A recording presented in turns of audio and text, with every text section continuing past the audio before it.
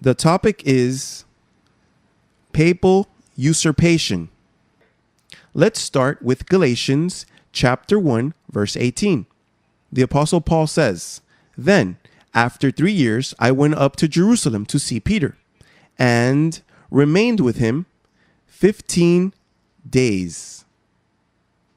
I think that in that dialogue that they had, there Paul presented, I imagine that he told them, Peter, look, a government is coming separate from the secular government.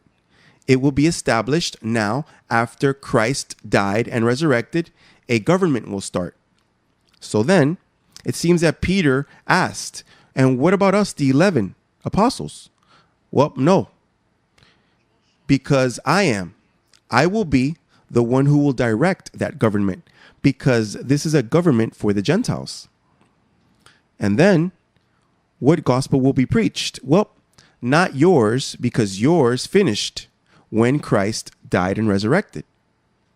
But I make known to you, brethren, that the gospel which was preached by me is not according to man, for I neither received it from man, nor was I taught it, but it came through the revelation of Jesus Christ. For you have heard of my former conduct in Judaism. That is what Peter practiced, how I persecuted the church of God beyond measure, and I tried to destroy it. And I advanced in Judaism beyond many of my contemporaries in my own nation, being more exceedingly zealous for the traditions of my fathers. But when it pleased God, who separated me from my mother's womb and called me through his grace to reveal his Son in me, that I might preach him among who? Among the Gentiles. I did not immediately confer with flesh and blood. So in other words, we have the evidence that Paul was chosen for us, the Gentiles. However, if you are honest, you see that we have been preached only a little of what was supposed to be for the Gentiles. More, we have gotten a mix of the two gospels, the circumcision and the uncircumcision. That's why sometimes they accuse us of only teaching Paul.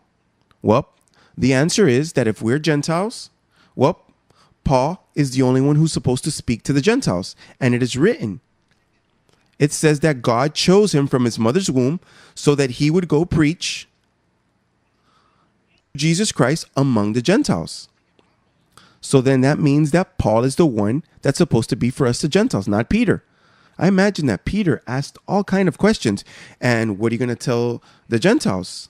And one of the things that with one offering, they are perfect. And are you going to baptize them? Nope, because Christ did not send me to baptize. So then the Gentiles do not have to be baptized? No, because that's a Jewish custom, Peter.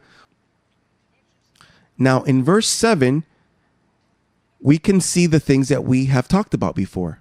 Look at verse 7. But on the contrary, when they saw that the gospel of the uncircumcised had been committed to me as the gospel for the circumcised was to Peter. It's very important to note, the people today in churches do not read that. They do not notice that. How many of you read and understood that before coming to this ministry? It is not explained. People think that Peter and Paul were Christian, that it was all the same thing. But no, they were two different gospels. One was circumcision and one was uncircumcision. Very different.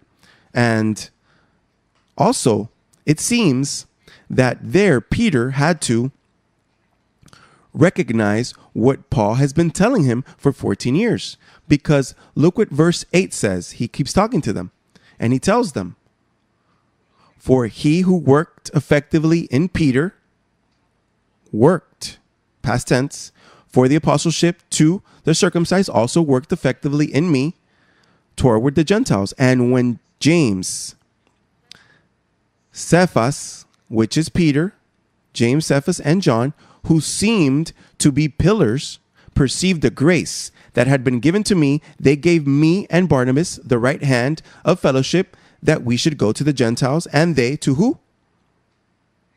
You see the division there? and they to the circumcised, to the Jews. So then Barnabas and Paul to the Gentiles. That means that Peter does not have to be preaching to the Gentiles. Now, when Peter had come to Antioch, Paul is very bothered because 14 years had gone by. I withstood him to his face because he was to be blamed. Why? Look at verse 12. For before certain men came from James, he would eat with the Gentiles, but when they came, he withdrew and separated himself, fearing those who were of the circumcision. And the rest of the Jews also played the hypocrite with him, so that even Barnabas, Paul's friend, was carried away with their hypocrisy.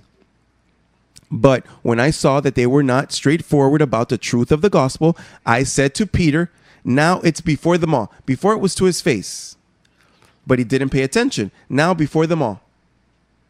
Why do you compel Gentiles to live as Jews?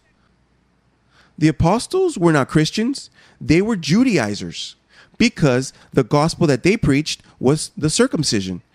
Reason to see if you could understand me.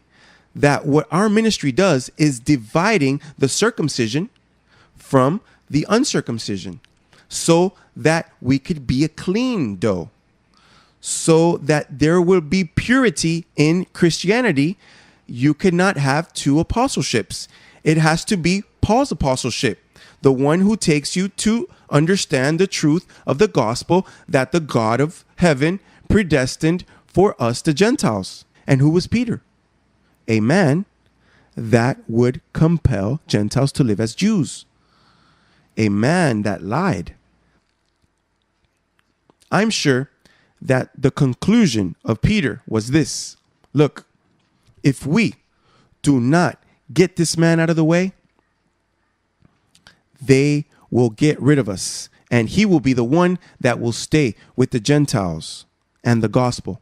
I accuse from this pulpit, I declare written words, historical words, that those who gave death to Paul was Peter, John, James, and the rest of the elders. And they did it. They did it with malice in their hearts to preach a false gospel to all the Gentiles. And for 2,000 years, they have deceived, they have bewitched with a false gospel to all the gentle people. That is my position as the worldwide president of Grace. That is the position of our ministry.